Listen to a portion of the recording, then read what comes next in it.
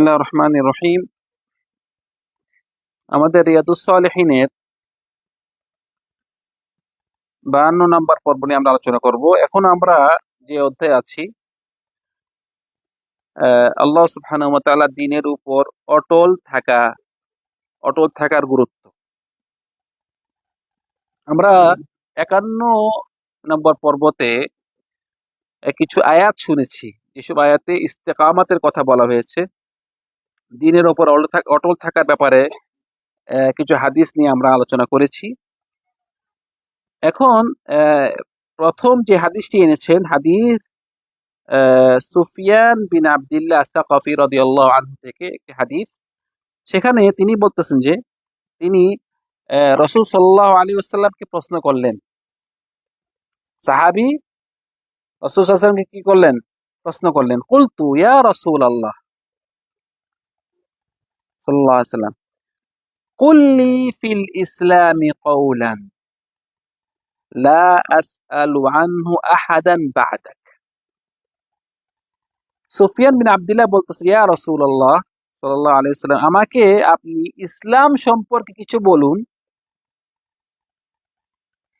যেটি নাকি আমার আর কাউকে প্রশ্ন করতে হবে না। আপনি আমাকে বলে দিন, যেন আমাকে ইসলাম সম্পর্কে আর কাউকে কাছে প্রশ্ন না করতে হয়। আমাকে সংক্ষেপে বলে দিন। রাসূল সাল্লাল্লাহু আলাইহি ওয়াসাল্লামের কথা এমনি সংক্ষেপ। রাসূল সাল্লাল্লাহু আলাইহি ওয়াসাল্লামের কথাকে বলা হয় জামি' মানি'। কথা কম, অর্থ ব্যাপক, বেশি।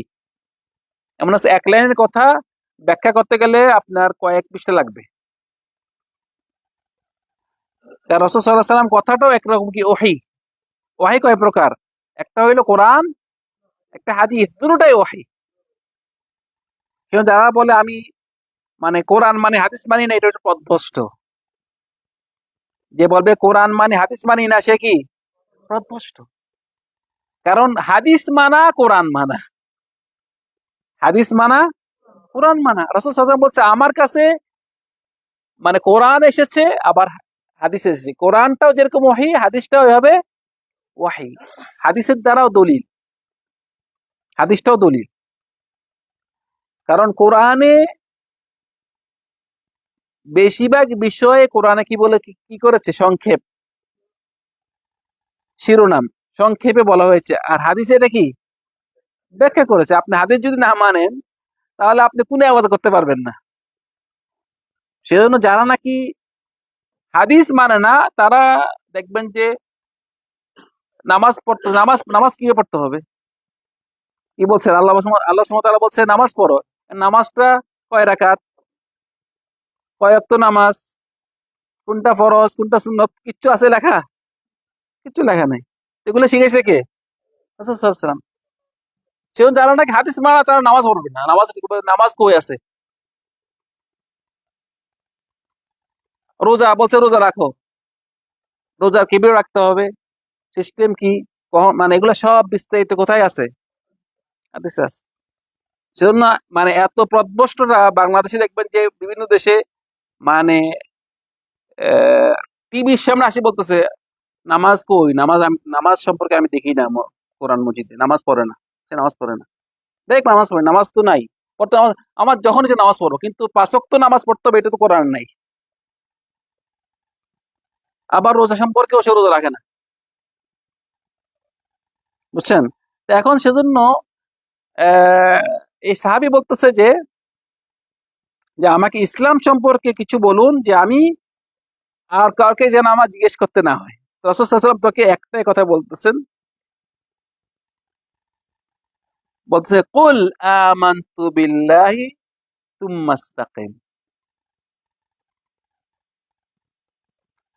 আরেকটা হাদিসে কুল আমানতু বিল্লাহি ফাস্তাকিম, যে তুমি বলো যে আমানতু বিল্লাহি, আমি আল্লাহর উপরে ঈমান এনেছি। আল্লাহর উপরে ঈমান এনেছি, এর অর্থ অনেক। যে আল্লাহ সুবহানাহু ওয়া তাআলা তিনি এই সৃষ্টি, সব সৃষ্টির মালিক কে? রুবুবিয়্যাহ, যে আল্লাহ সুবহানাহু ওয়া তাআলা সব সৃষ্টির মালিক তিনি। এবং আল্লাহ সুবহানাহু ওয়া তাআলা তিনি একমাত্র ইবাদতের হকদার, তিনি একমাত্র ইবাদতের মানে উপযুক্তি, মানে ওনাকে একবার ইবাদত করতে হবে।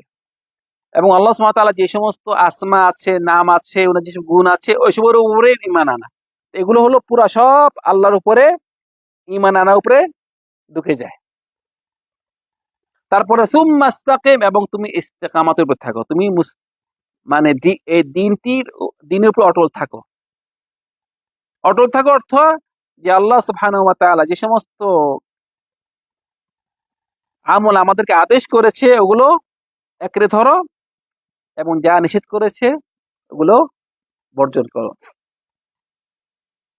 রাসূল সাল্লাল্লাহু আলাইহি ওয়াসাল্লাম তাকে খুব দুইটা মানে আপনার ছোট্ট একটি বাক্য দ্বারা তাকে নসিহত করেছে, কুল আমানতু বিল্লাহি সুম্মা ইসতাকিম, বাস। আল্লাহর উপর ঈমান আনো এবং এই দিনের উপর অটল থাকো। আচ্ছা, তারপরে যে হাদিসটি এনেছেন ইমাম আন-নওয়াবী, হাদিসটি আবি হুরায়রা রাদিয়াল্লাহু আনহু থেকে। عن أبي هريرة رضي الله عنه قال قال رسول الله صلى الله عليه وسلم قاربوا وسددوا قاربوا তোমরা قاربوا وسددوا এই দুটোটা অর্থটা হলো এভাবে যে ওয়াসাদ্দিদু অর্থ হলো যে তোমরা তোমাদের কাজটি সঠিকভাবে করার জন্য চেষ্টা করো, কাজটা যেন কি হয়, সঠিক হয়, হাদিস মোতাবেক কাজ হয়, মন গড়া কাজ না, কাজটা কি হয়, সঠিক হয়। ওয়াকারিবু, এবং যতটুক সম্ভব, ফাত্তাকুল্লাহ মাস্তাতাতুম, যতটুক সম্ভব আল্লাহকে ভয় করো। একটা হলো কাজটা যেন সঠিক হয়, এবং কি যতটুক সম্ভব আল্লাহকে ভয় করার করো। ইবাদতটা মানে আপনাকে আল্লাহ সুবহানাহু ওয়া তাআলা বলেছে যে তুমি দাঁড়িয়ে নামাজ পড়ো। এখন আপনি একান্ত দাঁড়িয়ে পড়তে পারতেছেন না, অসুস্থ, কি করবেন, বসে পড়েন। ফাত্তাকুল্লাহ মাস্তাতাতুম। উজু করতে পারতেছেন না, উজু করা আপনি সমস্যা, কি করেন, তায়াম্মুম করেন। যতটুকু সম্ভব, আমাদের আর সম্ভব হচ্ছে না, আমার আর কি করবো আমি। সেজন্য কারি বসে একটা লোক, সেজন্য আমরা এখানেও অনেক সময় বলে যে কাররিবু ওয়াসাদ্দিদু, কারিবু ওয়াসাদ্দিদু, মানে যতটুকু সম্ভব করো না। ইসলাম ধর্মটা এভাবে না যে এভাবে করতে হবে, এরকম না, হ্যাঁ করতে হবে না, আপনার দ্বারা এটা সম্ভব হচ্ছে না, আপনার ছাড় আছে। কিন্তু এটা তো এরকম না যে আপনি আল্লাহকে ধোঁকা দিবেন, আপনি আমাকে ধোঁকা দিতে পারেন, অন্য ভাইকে ধোঁকা দিতে পারেন, আল্লাহকে ধোঁকা দিতে পারবেন না। যেহেতু আপনি হচ্ছে না আপনার দ্বারা, পারতেছেন না, হ্যাঁ কারি বসাদ যতটুকু পরে সম্ভব করুন। যে উদাহরণ দেখেছি যে কেউ কেউ যদি দাঁড়িয়ে নামাজ না পড়তে পারে, সে বসে নামাজ পড়বে। তো সেজন্য কেউ কেউ বসে নামাজ পড়তে গেলে আবার দেখবেন তার সমস্যা হলো শুধু হাঁটুতে, হাঁটুতে ভাঙতে পারে না। সমস্যা কোথায়, আত্মাই তো বসতে পারে না সে, কিন্তু দাঁড়াতে পারে সে। আপনি দাঁড়ানিটা কেন বসবেন তাহলে, কথা বুঝতে পারছেন আমার? যারা নাকি বসে নামাজ পড়ে, বেশিরভাগ ক্ষেত্রে তার সমস্যাটা হয় হাঁটু ভাঙ্গা নিয়ে, কিছু দাঁড়াতে পারে সে। আপনি নিয়ম হবে আপনি দাঁড়িয়ে নামাজ পড়বেন, রুকু দিবেন, রুকুটা কেন আপনি ইশারাতে দিবেন, রুকু দিতে পারতেছেন আপনি, রুকু দিবেন। সেজদাও দিতে পারতেছেন আপনি, সেজদা দিবেন না কেন? সেজন্য যদি আপনার জন্য, যদিও বসি নামাজ পড়া আপনার জন্য জায়েজ আছে, যতটুক আপনার যতটুক পারতেছেন না ওটুক বাস। সেজন্য আপনি বসি পড়া আপনার যে জায়েজ হওয়ার এর এর অর্থ নয় যে আপনি 100% নামাজটি বসে পড়বেন, রুকু ইশারাতে দিচ্ছেন, সেজদা ইশারা দিচ্ছেন, এটা না। আপনি রুকুটা দেন, সেজদা দেন, কিন্তু আত্মাই তো বসার সময় আপনি চেয়ারে বসে যান, সমস্যা নাই। কথা কি বুঝতে পারছি? আমাদের এই ভুলটা অনেক ভাইরা করে থাকে, দেখবেন যে লাইনে আপনার চেয়ার রাখা মসজিদের মধ্যে সবাই ইশারাতে নামাজ পড়ে, রুকু দিচ্ছে ইশারাতে, সেজদা দিচ্ছে ইশারাতে, কিন্তু সে সেজদা দিতে পারে, সে রুকু দিতে পারে, সে দাঁড়াইতে পারে, তার একমাত্র সমস্যা সে আত্মাই তো বসতে পারে না। তা আপনি আত্মীয়তাটা চেয়ারে বসে পড়েন। ফাত্তাকুল্লাহ মাস্তাতা'তুম কারিবু ওয়াসাদ্দিদু, যে তুমি যথেষ্ট সময় আদায় করো এবং তোমার কাজটা যেন সঠিক হয়, হাদিস মোতাবেক হয়, মন গড়া না হয়। যে এটা আমার ভাল লাগছে করতেছি, না ভাল লাগছে করতেছে হবে না, এটা দলিল লাগবে রাসূল করেছে কিনা, সাহাবাগণ করেছে কিনা দেখতে হবে। তারপর বলতেছে যে ওয়ালামু আন্নাহু লান ইয়ানজু আহাদুন মিনকুম বিআমালি, মনে রাখবে তোমাদের কেউ নাজাত পাবে না তার কাজ দিয়ে। আপনি ইবাদত করি আপনি বেহেশত জান্নাত পাবেন না, মানে জান্নাতটা আপনাকে ইবাদতের মানে ইবাদতের দ্বারা আপনি জান্নাত পাবেন না, ইবাদতের পুরা পরিবর্তে